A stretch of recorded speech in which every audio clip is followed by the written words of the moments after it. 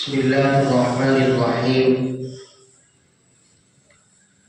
الحمد لله وكفى وسلام على عباده الذين اصطفى أما بعد فأعوذ بالله من الشيطان الرجيم بسم الله الرحمن الرحيم يا أيها الذين آمنوا اتقوا الله حق تقاته ولا تموتن إلا وأنتم مسلمون أو كما قال النبي صلى الله عليه وسلم لا يؤمن أحدكم حتى أكون أحب إليه من والده وولده والناس أجمعين أو كما قال النبي صلی اللہ علیہ وسلم۔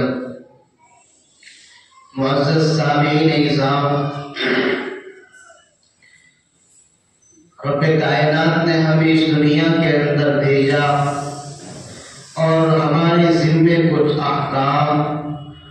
اور اللہ کے یعنی پیدا کرنے والے کے کچھ حقوق، اسی کے ساتھ ساتھ ہمیں آگاہ کیا کہ تمہیں دنیا کے اندر تو بھیجا جا رہا ہے، لیکن بھیجے جانے کا کچھ مقصد اور بھیجے جانے کے کچھ احکام بھی اسی کے ساتھ ساتھ قرآن کریم کے اندر بیان فرما دیے۔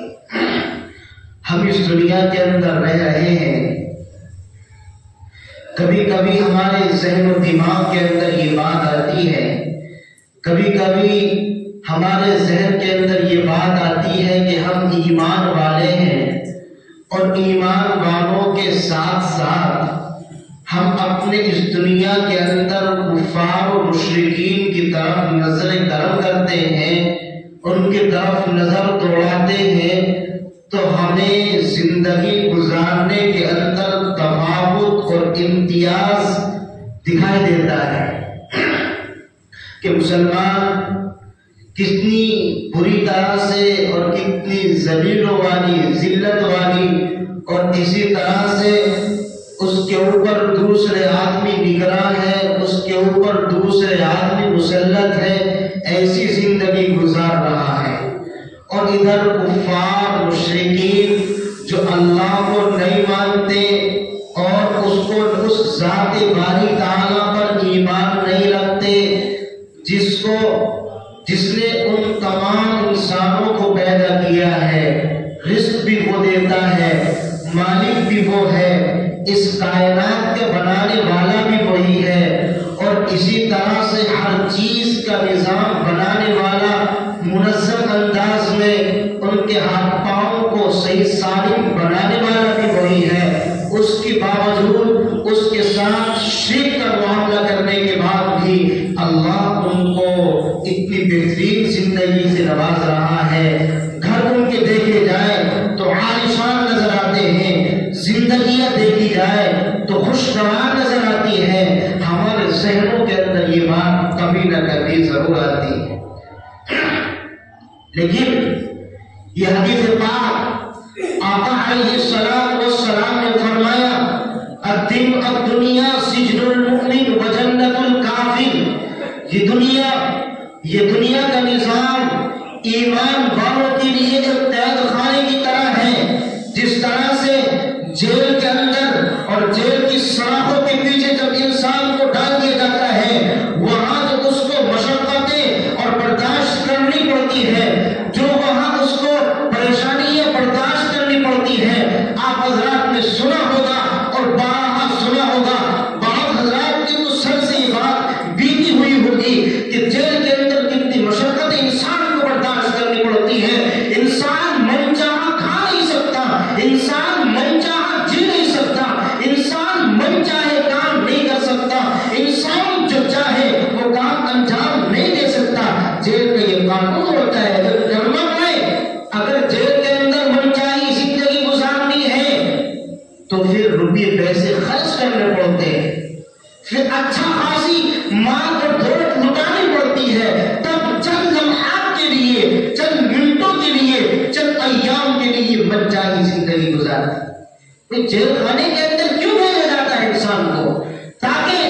وہ مشقتیں برداشت کر سکے، اور مشقتوں کو برداشت کرنے کے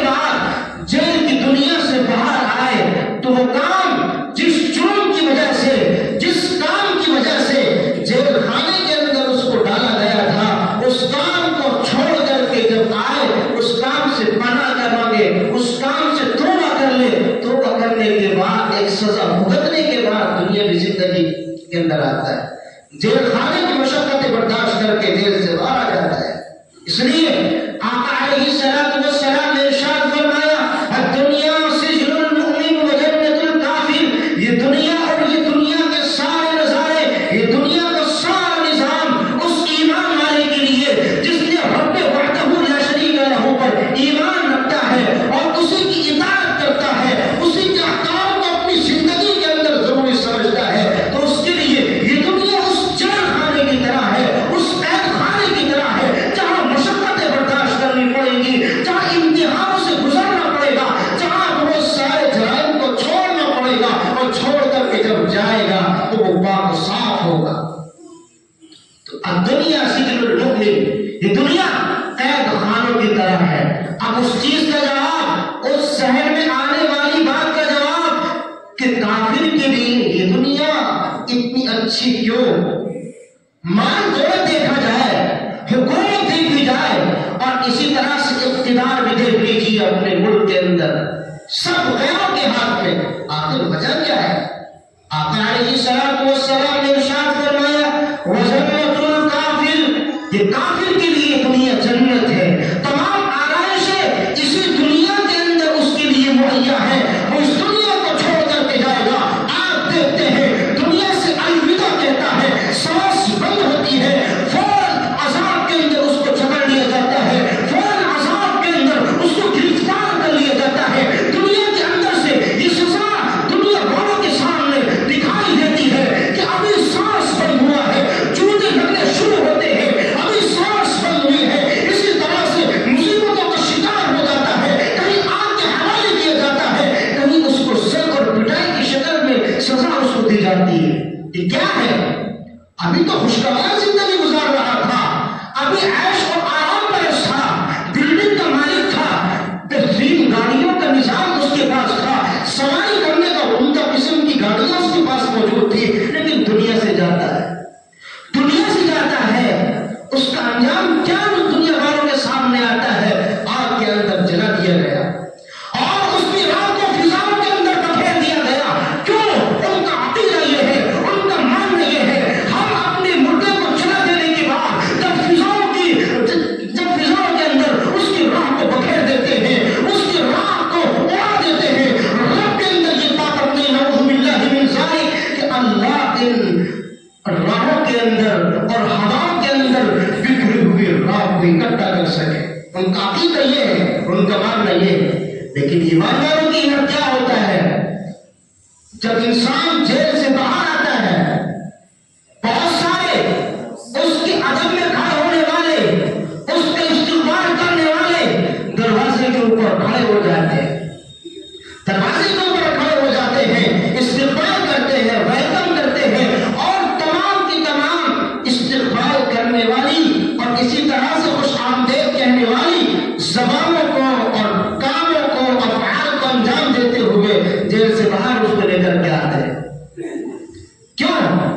جب انسان دنیا کے اندر زندگی بسر کر کے عالم آخرت کی طرف جاتا ہے، اس کا احترام کتنا کیا جاتا ہے؟ آپ حضرات نے دیکھا ہوگا، جب مردے کو غسل دیا جاتا ہے، جب مردوں کو نہلایا جاتا ہے، اس کی کس طرح سے اطاعت کی، اس کی کس طرح سے ادب کیا جاتا ہے، احترام کیا جاتا ہے، باادب ہو کر کے، ورنہ اگر چاہے تو ایک آدمی مردے کو نہلا سکتا ہے، ایک آدمی مردے کو غسل دے سکتا ہے، لیکن آپ حضرات نے دیکھا ہوگا مردے کو کروٹ دینے کے لیے بھی کئی آدمی کی تعظیم کی جاتی ہے، کئی آدمی اس کو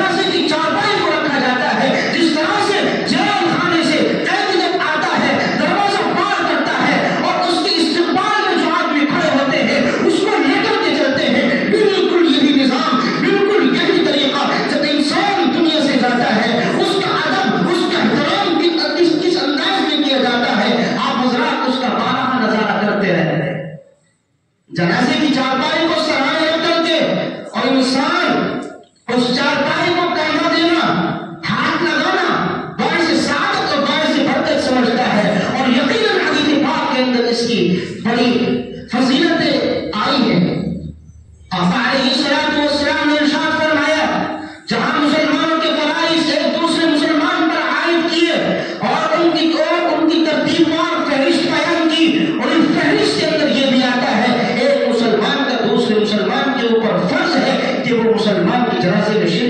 شرکت کرے، مسلمان کے جنازے میں شریک ہو۔ اس لیے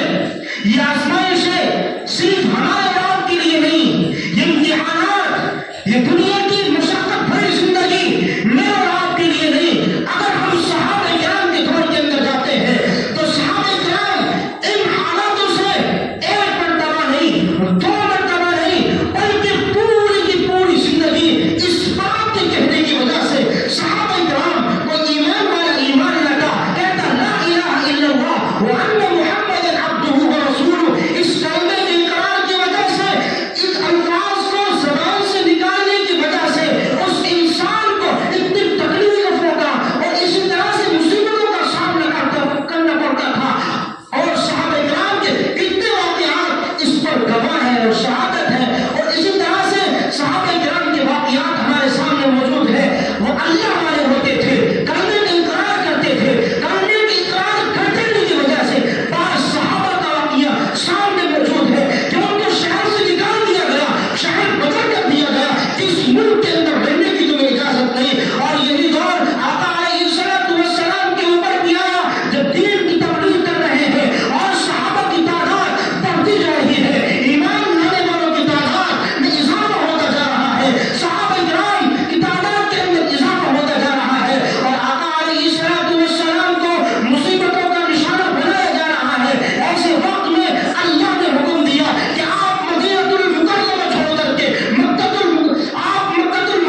چھوڑ کر کے مدینہ المنورہ ہجرت کیجیے۔ یہی اس وجہ سے ہوا کیوں؟ صحابہ کی تعداد بڑھتی جا رہی ہے، اور کفار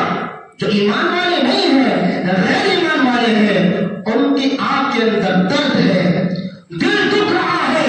ہمارے معبودوں کی توہین کی جا رہی ہے، ہمارے معبودوں کی عبادت نہیں کی جا رہی بلکہ ان کی خلاف ورزی، ان کی توہین کی جا رہی ہے، ہمیں کیسے برداشت ہو؟ جب برداشت تب ہوا آقا علیہ الصلوۃ والسلام کو مصیبتوں کا نشانہ بنایا گیا، آپ کو تکلیف دی گئی، آپ کو مصیبتوں کے اندر گرفتار کیا گیا، تو ایسے وقت کے اندر اللہ کا حکم آیا کہ آپ مکہ المکرمہ چھوڑ کر کے مدینہ المنورہ ہجرت لے جائیں۔ تو ہم اور آپ کیوں پریشان؟ کیا کافر غلطے کے اندر اس وجہ سے پریشان؟ نہیں میرے بھائیوں، آپ صحابہ کی پوری زندگی اور انبیاء کی پوری زندگی اٹھا کر کے دیکھیے، صرف آقا علیہ الصلوۃ والسلام کی بات نہیں بلکہ جتنے انبیاء اس دنیا کے اندر اس روئے زمین پر آئے، تمام کی قوموں نے ان کے ساتھ بغاوت کا معاملہ کیا، یہاں تک کہ ان کے ساتھ قتل و قتال کا معاملہ کیا، لیکن اللہ کے وہ نیک بندے اپنے قدموں کو پیچھے نہ ہٹا سکے، بڑھتے چلے گئے، اللہ کی مدد آتی چلی گئی۔ اس لیے مجھے اور آپ کو بھی ضرورت ہے، ہم سارے ملک ہماری بغاوت کے اندر اتر آئے، ہمیں ہر حال میں اللہ کی اطاعت، اللہ کا خوف اپنے دل کے اندر حاضر رکھنا ہوگا، اور اللہ کا خوف اپنے دل کے اندر لانا ہوگا، قدم بڑھانا ہوگا۔ اللہ کی مدد، اللہ کی نصرت ہمارے ساتھ رہے گی۔ اللہ سے دعا ہے کہنے سے زیادہ، سننے سے زیادہ عمل کی دولت سے مالا مال فرمائے۔ وآخر دعوانا